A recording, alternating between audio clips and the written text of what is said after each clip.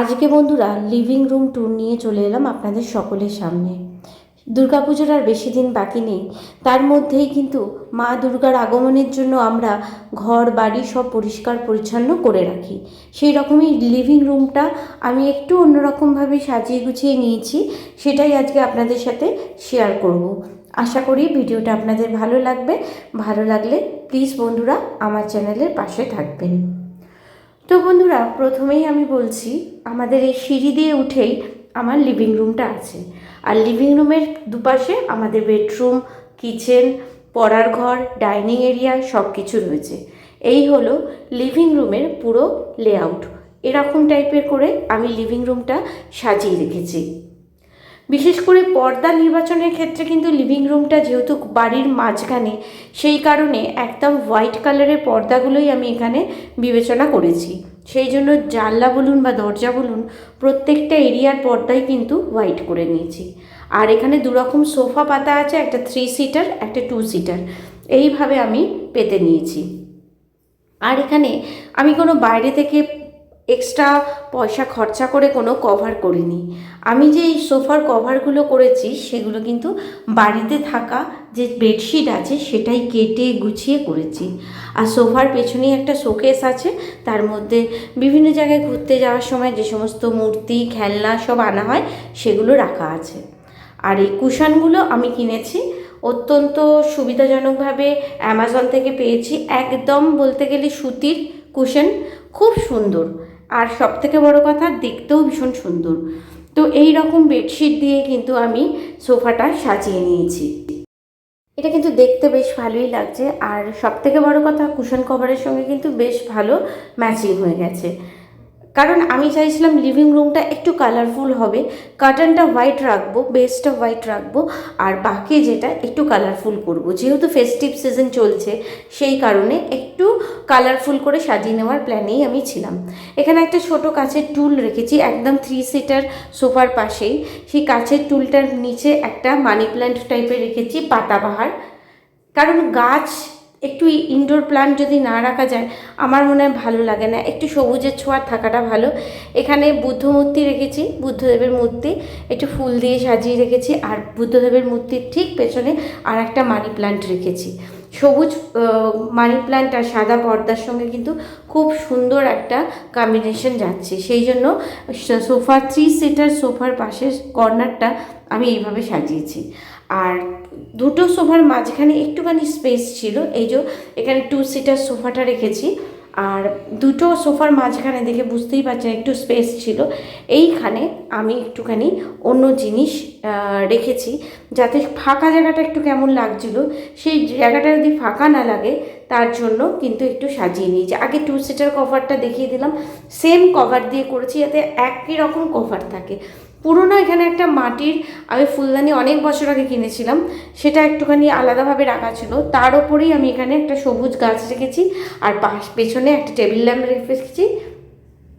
আর এইখানে হ্যাং করিয়ে রেখেছি রাজস্থান থেকে দুটো কাঠের পুতুল এনেছিলাম, সেইটা। আর এর পাশেই একটা ছোট জানলা আছে, সেটাও আমি সাদা কার্টেন দিয়ে কিন্তু ঢেকে দিয়েছি। আর এই 2 সিটার যে সোফা আছে তার পেছনে একটা বিশাল বড় জানলা আছে, বেশ অনেক দূর পর্যন্ত দেখা যায়। আর দক্ষিণ দিক বলে হাওয়ার কিন্তু কোনো কম নেই, প্রচুর হাওয়া। তো এই জন্য আমি এখানে সাদা মানে পর্দাটাই সিলেক্ট করেছি। আমার মনে হলো সাদা পর্দাটা দিলেই এখানে বেশি ভালো লাগবে। আর পর্দার মধ্যে কিন্তু কোনো জরির কাজ বা কিছু কাজ আমি দিইনি, একদম সিম্পল যে সুতোর কাজ, যেটা পর্দার সাথেই রয়েছে। কারণ কাচতে গেলে যদি অনেক সময় জরি উঠে যায় তখন পর্দাগুলো দেখতে বড্ড বেমানান লাগে।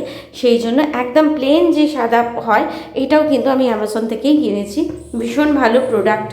মানে অনলাইন থেকে অনেকে বলে যে ঠিকঠাক আসে না, কিন্তু আমি কুশন কভার বা পর্দাটা কিনেছি, সেটা কিন্তু বেশ ভালো হয়েছে।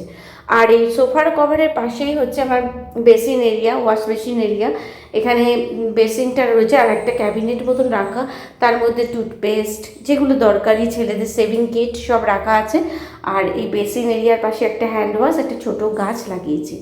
আর সোফার সামনে অনেকটা এরিয়া রয়েছে খালি, সেখানে আমি একটা কার্পেট, এই কার্পেটটাও কিন্তু বহু পুরনো। এই নয় যে আমি সব নতুন করে সাজিয়েছি, অনেক রকমের জিনিস ছিল, সেটা একটু কালারফুল। যেটা আমি সবসময় বলে রাখছি যে লিভিংটা আমি একটু চেয়েছি কালারফুল, বেসটা সাদা, তার উপরে কালারফুল একটা করার চেষ্টা করেছি। আর এখানে আমি একটা ছোট টি টেবিল আছে, তার উপরে টেবিল রানার হিসাবে সেই চাদর কেটেই লাগিয়েছি, দেখতে বেশ ভালো লাগছে। এইভাবে গুছিয়ে নিয়েছি। আর তার উপরে রাজস্থান থেকে একটা মূর্তি রেখেছি, আর অবশ্যই কিছু সবুজ গাছপালা। বেশি কিছু রাখবো না, কারণ হচ্ছে বেশি অনেক জিনিস থাকলে দেখতে ভালো লাগে না, সেই জন্য এই রকমভাবেই কিন্তু হালকা করে আমি সাজিয়ে নিয়েছি। তো দেখুন বন্ধুরা কেমন লাগছে কর্নারটা। এইভাবেই কিন্তু গুছিয়ে রাখলে বেশ ভালো লাগে। লিভিং রুমেই তো সবাই এসে বসে, গল্প আড্ডা হয়, সেই কারণে লিভিং রুমটা আমি এইভাবে হালকা করে যতটা কম খরচে হয় সেইভাবে গুছিয়ে নিয়েছি।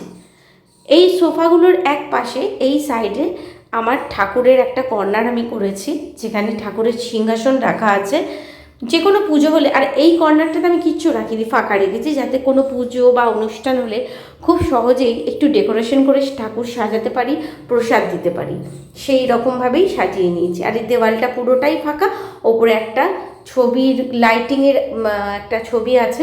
এটা বহু পুরনো, মনে হয় অভিষেক ফার্স্ট চাকরি পেয়ে এটা কিনেছিল, কিনে খড়গপুরে নিয়ে এসেছিলো। সেইটা বেশ সুন্দর আলো জ্বলে আর একটু পাখি বা ঝর্ণার আওয়াজ হয়। তো এইভাবেই লিভিং রুমটাকে সাজালাম একদম ছিমছামভাবে। খুব যে বিশাল কিছু অনেক কিছু খরচা করে করেছি সেটা কিন্তু না, ছিমছামভাবে নিজের মনের মতন করে লিভিং রুমটাকে আমি এইভাবে সাজিয়ে নিলাম। কারণ আমরা বাঙালিরা তো দুর্গাপুজোর আগে ঘর দৌড় সব ঝাড়া পোছা করি, সেই সঙ্গে আমি চাই একটু ফার্নিচার যদি এদিক ওদিক করা যায় তাহলে দেখতে ভালো লাগে, চোখের শান্তি হয়। আর এই এরিয়াটা পুরোটাই ফাঁকা লিভিং রুমের, এখানে আমি কিচ্ছু রাখিনি, কারণ যদি বাড়িতে কোনো অনুষ্ঠান হয় বা কিছু হয় তখন লোকজন কিন্তু এখানে বিছানা পেতে 2 থেকে 3 জন লোক ইজিলি শুতে পারবে। তো এই জন্য সামনেটা আমি ফাঁকা রেখেছি। আর সব থেকে বড় কথা হলো একটু ফাঁকা থাকবে, একটুখানি আলো হাওয়ার ছোঁয়া থাকবে, তাহলে কিন্তু সব কিছু বেশ ভালো লাগে। কারণ আমরা জানি প্রত্যেকটা জিনিস যেটা দরকার লিভিং এরিয়ায়, বিশেষ করে আলো আর হাওয়ার ছোঁয়াটা খুব জরুরি। তো যাই হোক বন্ধুরা, আজকের এই ছোটো ভিডিওটা যদি আপনাদের ভালো লেগে থাকে অবশ্যই আমার চ্যানেলের পাশে থাকবেন, আর কমেন্ট করে অবশ্যই জানাবেন কমেন্ট করে আপনাদের কেমন লাগলো আজকের ভিডিও।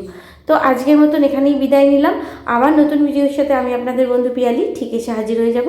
সকলে ভালো থাকবেন, সুস্থ থাকবেন।